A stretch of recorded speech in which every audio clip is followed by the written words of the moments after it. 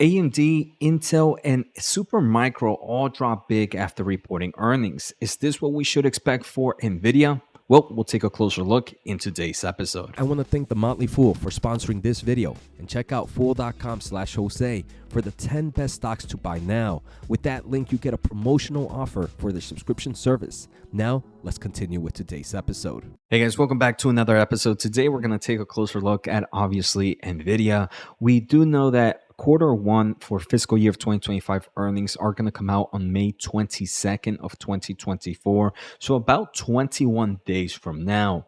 Unfortunately, we can see that Nvidia in the past few days has seen kind of a few negative price action. The stock today was down roughly 4%, sitting at $830. I do believe the main culprit is we are getting some of the semiconductor companies that are dealing with AI chips, quote unquote, and we're seeing kind of negative results. For example, AMD recently reported earnings. The stock was down nearly 9% after reporting earnings.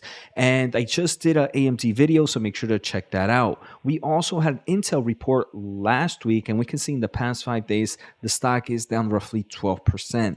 Even a very popular AI stock, Supermicro, was down roughly 14% after reporting earnings yesterday. And Supermicro, we can see from its overall year-to-date high, the stock is down over 37, almost 38%. So again, the question is, do we believe Nvidia will follow suit, and is this a warning? Well, luckily I have a lot of data here and a lot of evidence that maybe we might see something else.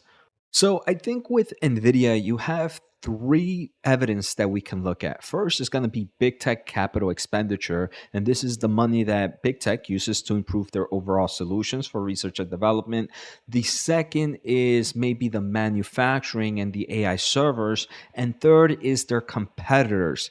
And if we start off with big tech, right, we can see Meta, one of the first companies to report earnings. They did mention that they were increasing their overall capital expenditure for 2024 as they continue to accelerate their investments to support artificial intelligence. Not only that, they did mention that while they're not providing guidance for years beyond 2024, they do expect capital expenditure will continue to increase next year as they invest aggressively to support, again, AI research and product development efforts. So right from Meta, we can see two things. First, we can see that while they are increasing their capex for 2024 already, this means that the AI server is growing versus next year. Now, that's not the only thing they mentioned. They mentioned for next year, they also expect to grow capital expenditure. So in theory, we are saying that AI servers, AI chips should grow this year versus last year. And not only that, it should also grow next year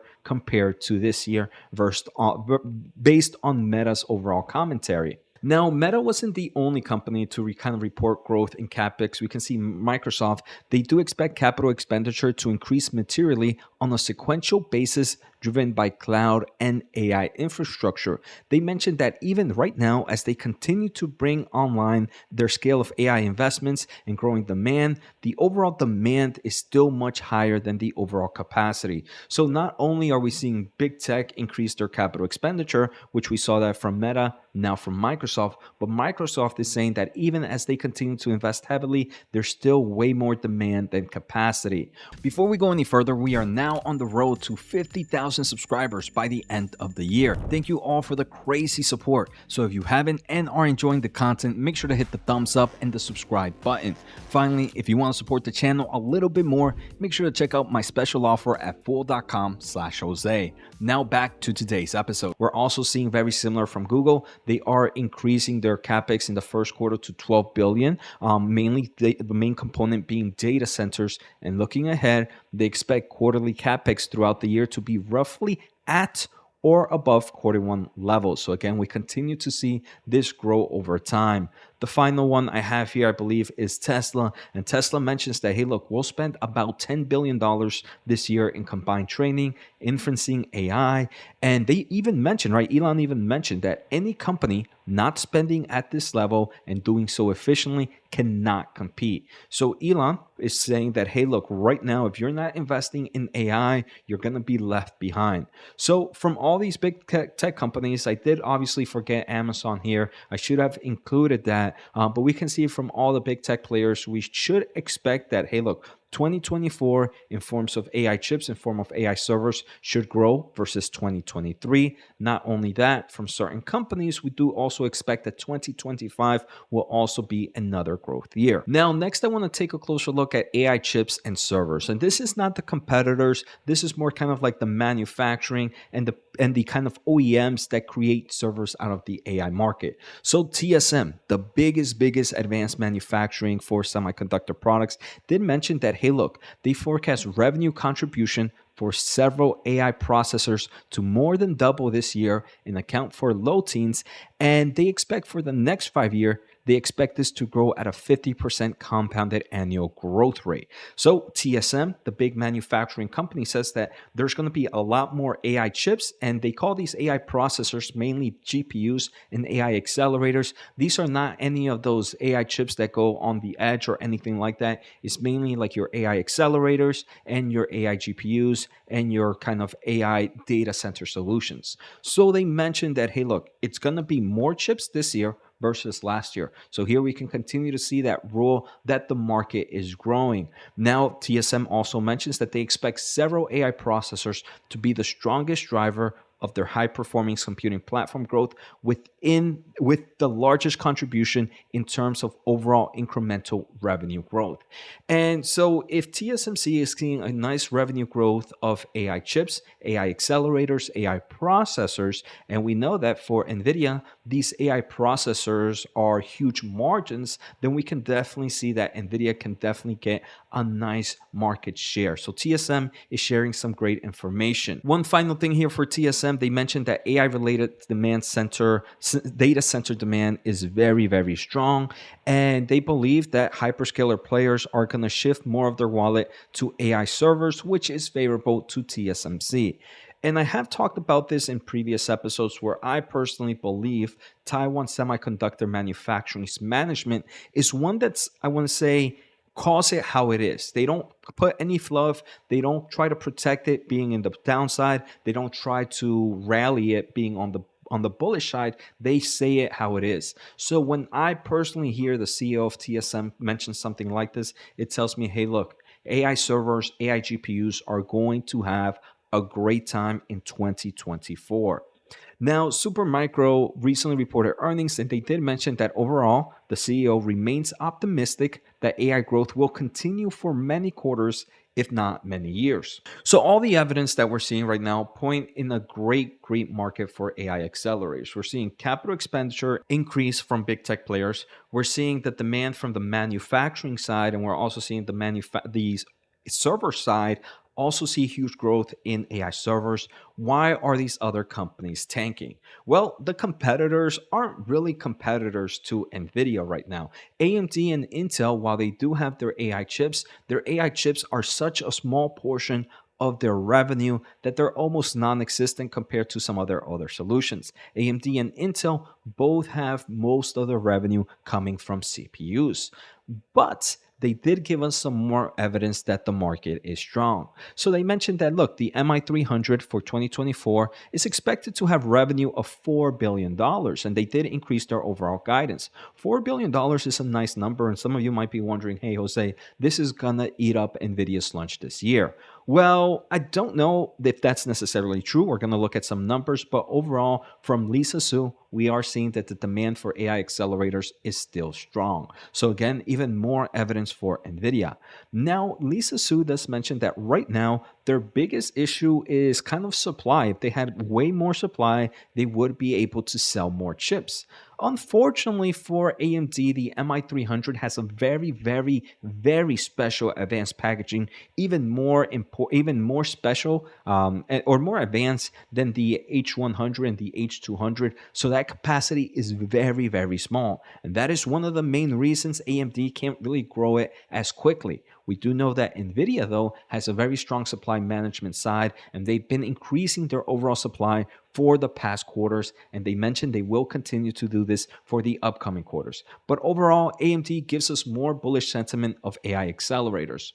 Now, another thing that AMD mentioned is they still kind of are saying that, hey, look, they believe that this total addressable market in AI is going to be roughly $400 billion by 2027. So we're even seeing more confirmation that the AI market is still very strong and even in the short term can grow at such rapid levels.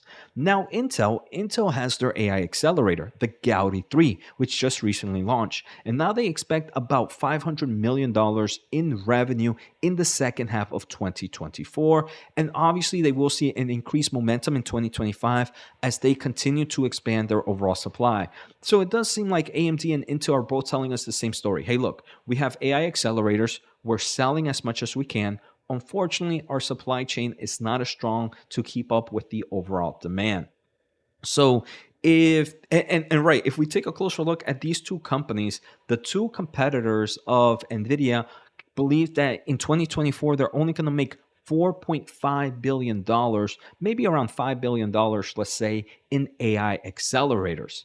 Now, if we take a closer look at Nvidia did roughly 18.4 billion in one quarter alone.